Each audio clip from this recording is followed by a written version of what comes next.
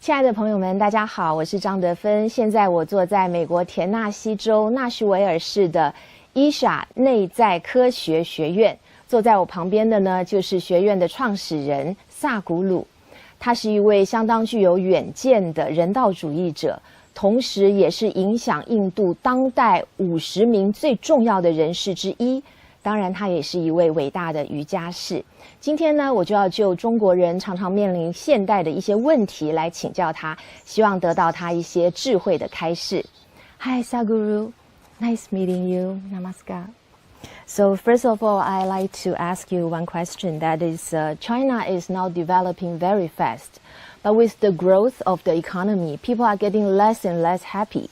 Many people having the depression symptoms, and many of them committed suicide, which create a huge problem for the society. And for Chinese, we think depression is kind of a mental disease, so we are ashamed to talk about it or ask for help. Or we think it's just a temporarily emotional discomfort. We ignore it. So what do you think about depression? And is there any good methods to cure it? We can label human suffering in many different ways. You can call it varieties of depression, you can call it anxiety, you can call it stress, you can call it disease, you can call it madness. Yes. But essentially the problem is just this, that most human beings have not learned how to handle their own thought and emotion. Or in other words, most human beings have not learned how to handle their own intelligence.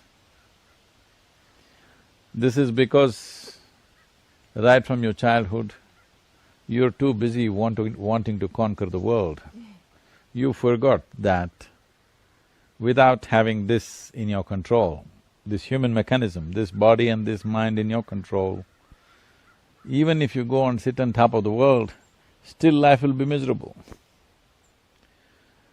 So this is why inner engineering. By engineering the outside world, you will have comfort and convenience, but you will not have well-being. If well-being has to happen, you have to engineer your interiority the way you want it.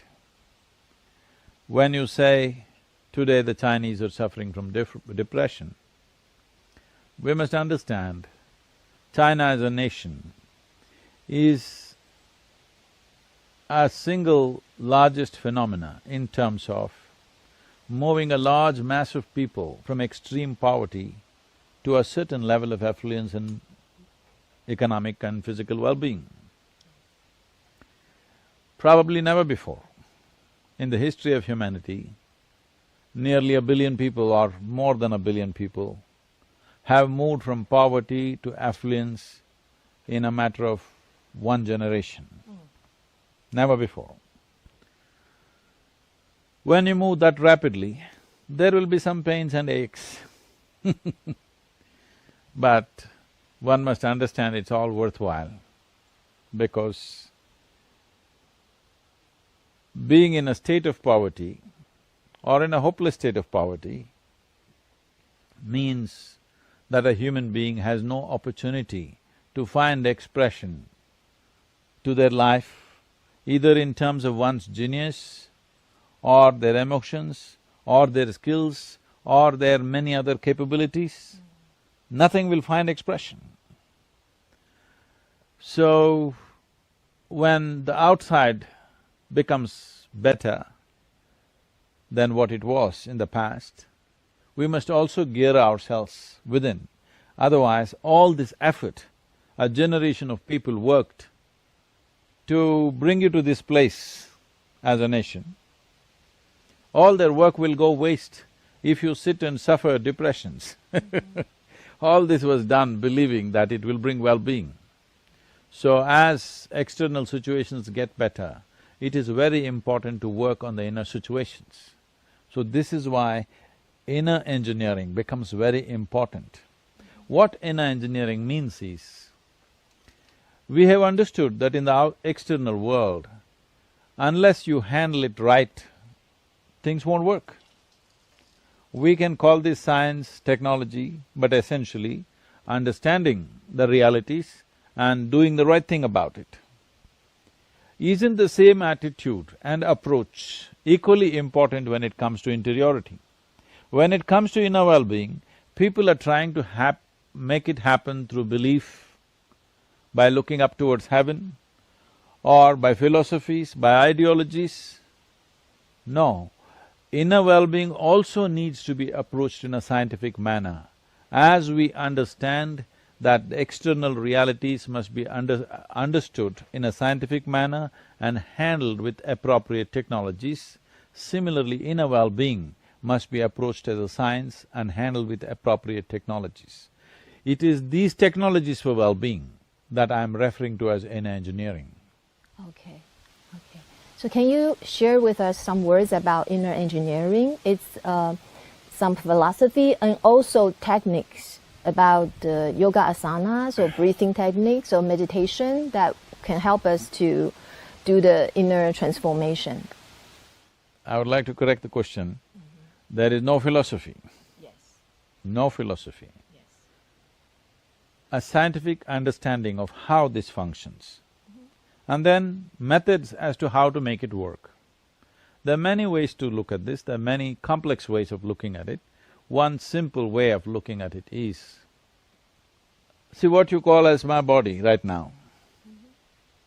They say, whoever measured it, they're saying that every second of your life,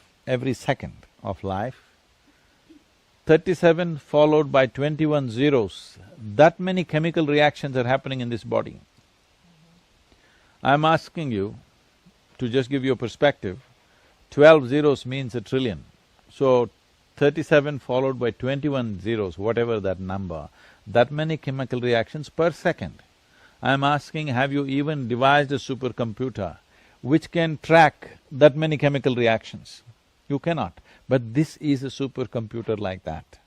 Only problem is you have not even bothered to read the user's manual. Yes.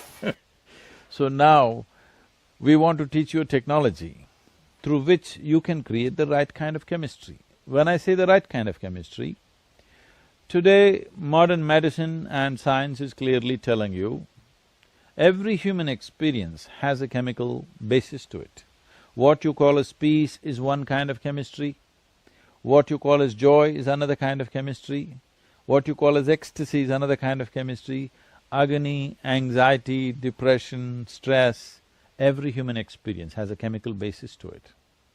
Now, we are looking at how to create a chemistry of blissfulness, that by your own nature, you're joyful, not because of something that's happening around you, because of what's happening within you, you're joyful. Right now, if you have to be joyful, we have to fix the entire world. Now in a generation, China as a nation has fixed many things on the outside.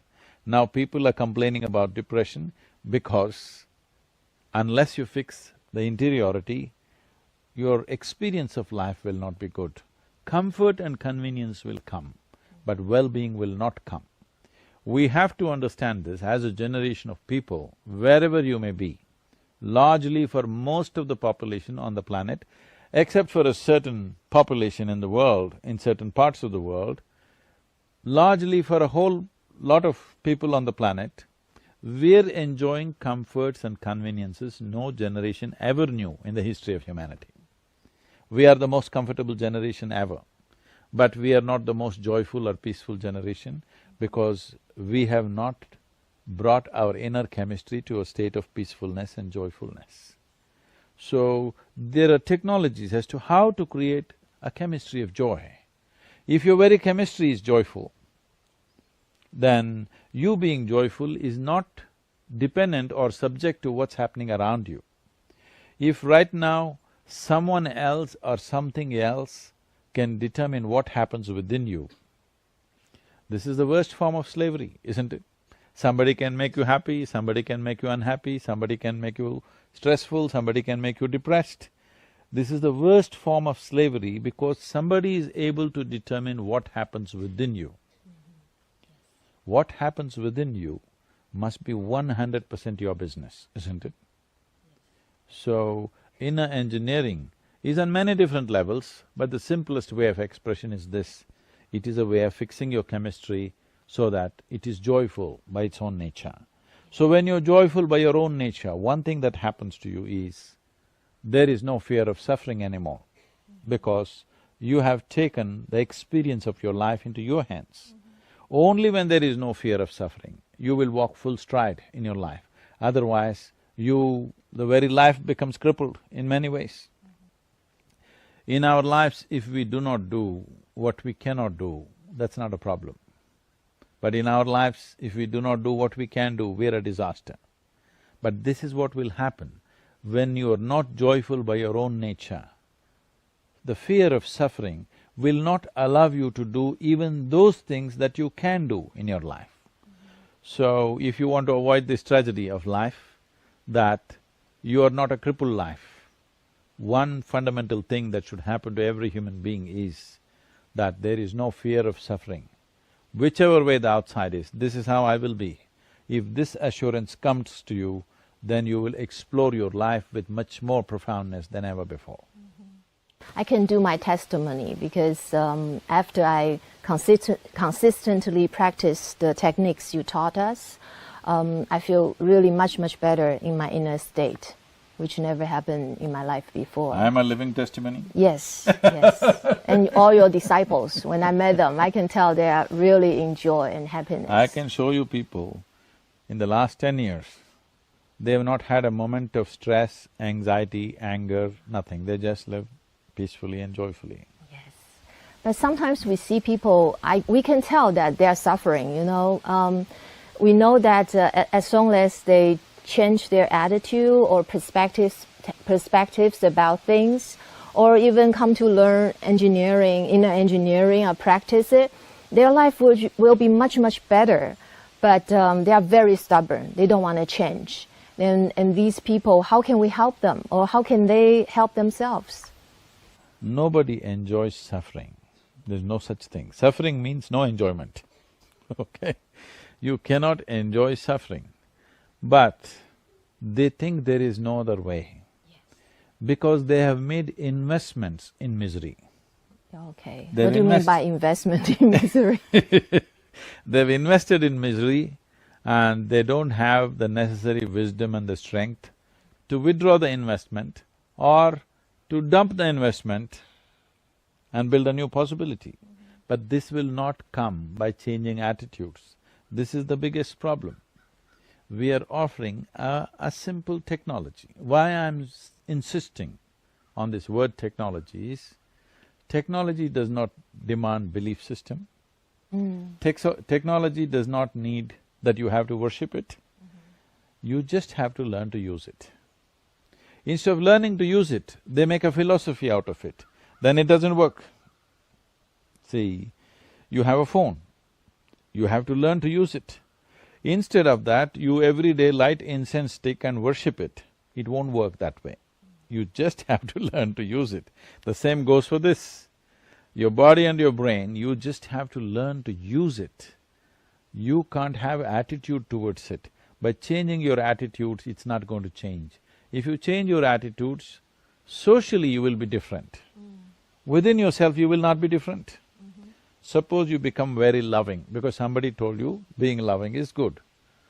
Other people will be deceived for some time, but you know, slowly it will build up within you and make you miserable, more miserable than ever before, because trying to love somebody is very stressful and painful.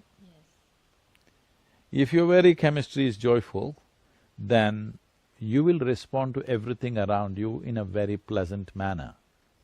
The pleasantness of emotion is what we call as love. Pleasantness of body is called health. Pleasantness of mind is called peace and joy. Pleasantness of emotion is called love and compassion. Pleasantness of your very life energies is called bliss and ecstasy. So instead of bringing pleasantness into your system, you're trying to practice it by changing attitudes. By changing attitudes, if you try to practice it, initially it feels nice, but after some time, that will be the most taxing thing in your life. trying to love, trying to smile, trying to be joyful, it'll not work.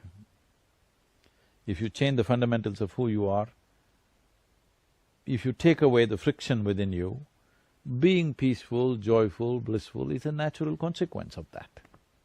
So the joy we got from practicing inner engineering techniques is from what? The breathing, asanas and the body work?